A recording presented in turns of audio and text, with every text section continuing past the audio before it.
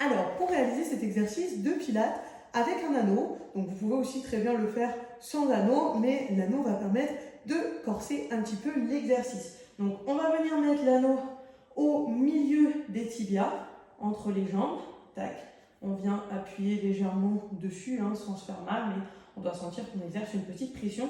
Ensuite, on vient replacer son bassin. Donc, l'idée ici, ça va être de plaquer complètement le bas du dos au sol. Et ensuite, on vient repositionner les jambes en chaise renversée comme ceci, donc les bas de jambes à peu près parallèles au sol, et on essaye que le dos ne se creuse pas exagérément, mais ne soit pas forcément complètement plaqué. Il faut que vous preniez en fait votre cambrure naturelle. Donc si vous êtes un petit peu cambré dans le bas du dos, là vous serez toujours un petit peu, la cambrure ne va pas s'effacer. On essaye qu'elle soit la plus naturelle possible. On peut mettre un petit coussin derrière la tête, ça permet d'être plus confortablement installé. Ici, on va venir tendre les bras vers le plafond. On inspire, on rentre le ventre, on ouvre les côtes, donc respiration thoracique, on vient mettre l'air en haut. Et on expire, on souffle bien avec l'arrière de la gorge, on serre le périnée, on serre le transverse, on amène les bras vers l'arrière. On inspire, on rentre le ventre, on ouvre les côtes, on expire.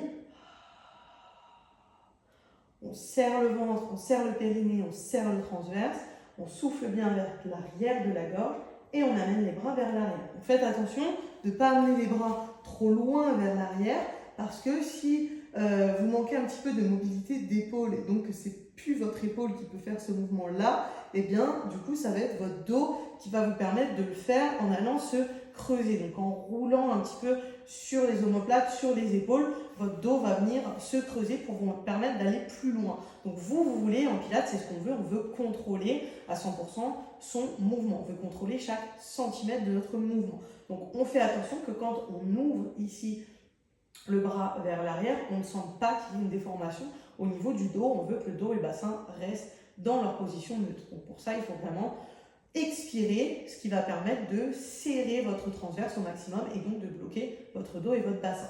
On peut faire l'inverse ici, donc on commence avec l'anneau dans les mains, on peut poser l'anneau sur les genoux, ça fait un bon point de départ. Ici on inspire, expire, je serre tout, périnée transverse, j'amène les deux bras vers l'arrière. On inspire, on rentre le ventre, on ouvre les côtes, on expire, on serre tout, périnée transverse, on amène les bras vers l'arrière. Donc on expire toujours en serrant bien, périnée transverse, et on expire toujours sur son effort. Autre variante, du coup on peut ajouter à ça un mouvement de jambe.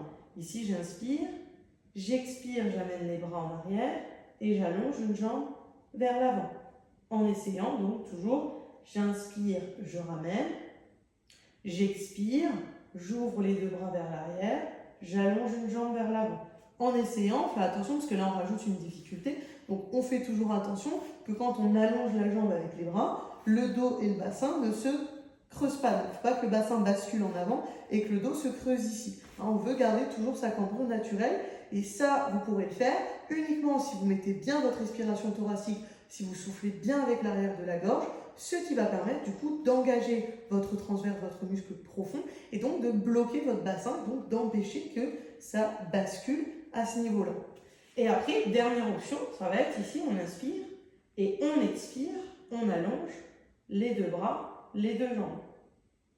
En essayant toujours que le dos et le bassin ne bougent pas. Donc, serrez bien votre ventre, soufflez bien avec l'arrière de la gorge pour engager le transverse. Et en même temps, ne descendez pas les bras ou les pieds trop bas, sinon au bout d'un moment, même si votre transverse est fort, il va peut-être se passer que votre dos va se creuser parce que votre transverse n'arrive plus à tenir, parce que les jambes vont trop bas. Donc, contrôlez bien à chaque fois les mouvements et essayez de sentir qu'il n'y a pas de déformation. Et on peut faire celui-là également avec du coup l'anneau entre les jambes. Ici, on inspire et on expire, on allonge les deux bras, les deux jambes. On inspire, on ramène, on expire, on allonge les deux bras, les deux jambes. En serrant bien tout, toujours périnée transverse et en faisant attention qu'il n'y ait pas de mouvement au niveau du dos et du bassin. L'objectif premier, c'est vraiment ça.